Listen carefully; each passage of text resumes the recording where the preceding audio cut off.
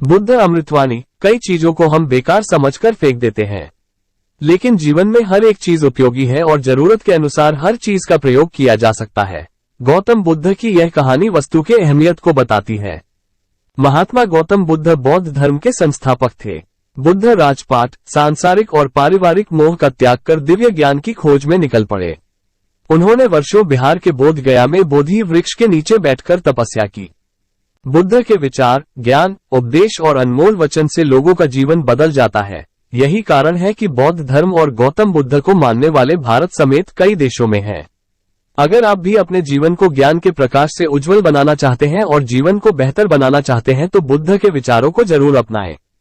गौतम बुद्ध के जीवन से कई प्रेरणादायक कहानियां जुड़ी हैं, जिसमें जीवन का सार और ज्ञान छिपा है। आज बुद्ध की अमृतवाणी में जानेंगे वस्तुओं के उपयोग के बारे में। कई बार लोग चीजों को बेकार समझकर या केवल एक बार इस्तेमाल कर फेंक देते हैं, लेकिन चीजों की अहमियत को समझना मनुष्य के गुणों को दर्शाता है। ये कहानी जुड़ी है गौतम बुद्ध और उनके एक भक्त से। बुद्ध की प्रेरक कहानियां। एक बार गौतम बुद्ध के एक भक्त ने उनके कहा कि प्रभु, मुझे आपसे कुछ निवेदन करना है। बुद्ध ने कहा, बताओ क्या कहना है। भक्त ने बुद्ध से कहा कि प्रभु, मेरे वस्त्र पुराने हो चुके हैं और अब ये धारण करने योग्य नहीं है। आप कृपया मुझे नए वस्त्र देने का कष्ट करें। बुद्ध ने देखा कि सचमुच में भक्त के वस्त्र बहुत पुराने और पूरी तरह से जीर्ण हो चुके थे। इतना ही नहीं, कपड़े जगह जगह से घिस भी चुके थे। बुद्ध ने तुरंत अपने भक्त को एक नया वस्त्र देने का आदेश दिया। कुछ दिन बीतने के बाद बुद्ध अपने भक्त के आश्रम पहुंचे। बुद्ध ने उससे पूछा कि क्या अब तुम अपने नए वस्त्रों में आरामदायक महसूस कर रहे हो? क्या तुम्हें और भी किसी चीज की जरूरत है तो बताओ। भक्त ने कहा, धन्यवाद प्रभु, मैं इन वस्त्रों में बहुत आराम महसूस कर रहा हूँ। मुझे इसके अलावा और वस्त्रों की फिलहाल आवश्यकता नहीं है। बुद्ध बोले कि अब जब तुम्हें नए वस्त्र मिल गए हैं तो तुमने अपने पुराने वस्त्रों का क्या किया? भक्त ने बुद्ध से कहा कि मैंने अब उसे ओढ़ने के लिए प्रयोग कर रहा हूँ। बुद्ध बोले, तो फिर तुमने अपनी पुरानी ओढ़नी का क्या किया? भक्त ने कहा, जी मैंने उसे खिड़की पर पर्दे की तरह लगा दिया है, क्योंकि पर्दे पुराने हो गए थे। बुद्ध ने फिर से भक्त से पूछा कि तो क्या तुमने पुराने पर्दे फेंक दिए? भक्त ने कहा, नहीं नहीं प्रभु, मैं तो पर्दे के टुकड़े कर उसे रसोई में गर्म पतीलों को आग से उतारने के लिए इस्तेमाल कर रहा हूँ।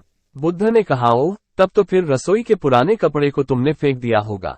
भक्त ने कहा, अब मैं रसोई के कपड़े को पोछा लगाने के लिए प्रयोग करूंगा। बुद्ध बोले, तो तुम्हारा पुराना पोछा क्या हुआ? भक्त ने कहा, प्रभु, वो बहुत तार तार हो चुका था और उसका कुछ नहीं किया जा सकता था, इसलिए मैंने उसके एक एक धागे निकालकर अलग कर दिए और बत्तियां बनाकर तैयार कर ली।